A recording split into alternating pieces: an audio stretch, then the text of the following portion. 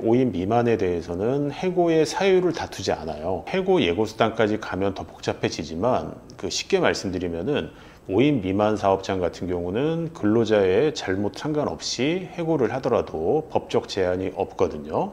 그리고 연장, 야간, 휴일에 대한 가산임금도 적용이 안 되고요.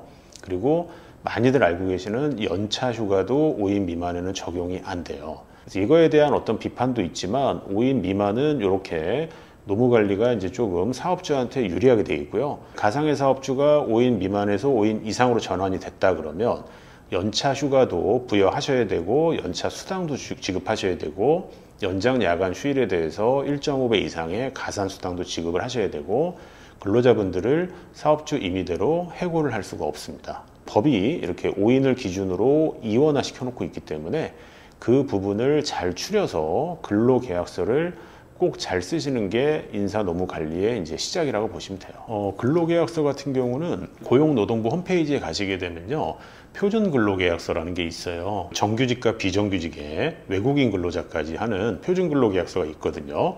그래서 우리 회사가 어떤 이렇게 8시간하고 40시간 정도 근무하는 복잡한 형태가 아니다라고 하게 되면 그 고용노동부 표준 근로계약서만으로도 충분하세요. 근데 어떤 사업주가 원하는 특약이 있거나 이 특약이 노동법에 위배되는 게 아닌가, 그리고 어떤 유연근무제를 하시거나 하는 전통적인 측면에서 조금 이게 벗어나 있다라고 하게 되면은 공인노무사하고 상담받으시는 게 오히려 장기적인 측면에서는 더 도움이 되실 겁니다. 근로계약서는 필수기재사항이 5가지가 있거든요. 첫 번째로 임금과 그 구성 항목, 두 번째는 일할 근로시간, 세 번째는 주휴일과 같은 휴일, 네 번째가 연차 휴가, 5번째는 어디서 어떤 일을 할지 취업할 장소와 업무, 이렇게 5가지가 있거든요. 이 기재를 하지 않으면 정규직 같은 경우는 벌금 500만 원 이하의 벌금, 비정규직은 500만 원 이하의 과태료가 부과가 되니까 무조건 쓰셔야 됩니다. 포괄임금제라고 아마 들어보셨을 텐데 같은 300만 원을 주시더라도 이게 기본급이 300인지 아니면 기본급은 200이고 100만 원은 연장수당인지 100만 원이 연장수당이라면 그 연장수당이 어떻게 어떤 근거로 계산이 됐는지 이 부분에 대해서 임금명세서 교부 의무가 생긴 이후에 근로자분들께서 질문을 많이 하세요. 그러니까 포괄임금제가 고정적인 오버타임을 반영하는 건데 그 자체가 이제 위법은 아니에요. 위법은 아닌데 이 OT 수당이 왜 있는지에 대한 근거 명시가 없고, 그리고 10시간만 반영하기로 했는데 공짜로 20시간, 30시간을 일을 시키고 그에 대한 반대급부인 대가를 지불하지 않을 때 분명히 문제가 되거든요. 근로계약서상의 이제 임금 부분에 임금 총액을 기재를 하고요. 그 임금이 이렇게 구성이 되어 있다. 그리고 구성 안에 이제 시간 수도 다 기재를 해요. 그리고 그게 매월 이제 임금 명세서라고 하는 이게 붕어빵이 돼가지고 계속해서 이제 교부가 돼야 되는 순서대로 진행이 됩니다. 연차 수당 이제 미지급 사건들이 좀 많이 있어요.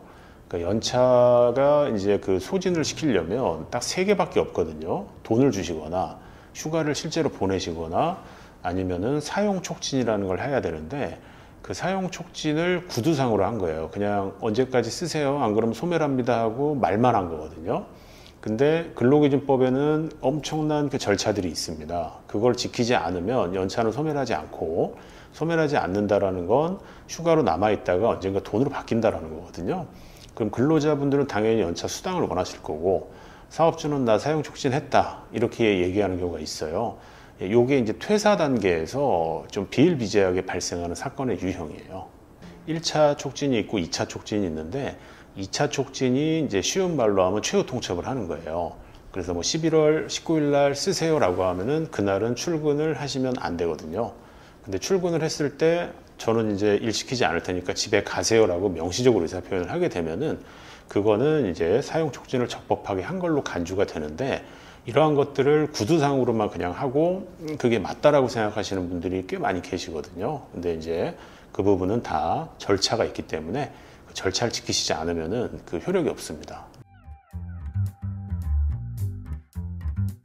소규모 사업장 기준으로 말씀드리면은 그 고용노동부 홈페이지를 무조건 한번 방문을 해보세요. 그리고 검색어에 소규모 사업장 가이드 이렇게 치시게 되면은 사업주가 알아야 될, 체크해야 될 10가지에서 20가지의 어떤 사항들이 나와 있거든요. 이 부분은 읽는데 뭐 1시간도 안 걸리기 때문에 꼭 본인 사업을 만약에 하신다라고 하게 되면 그 부분을 읽어봤고 이렇게 하겠다라고 근로자한테 인지만 시키셔도 회사 내에 아주 큰 평화가 찾아올 겁니다.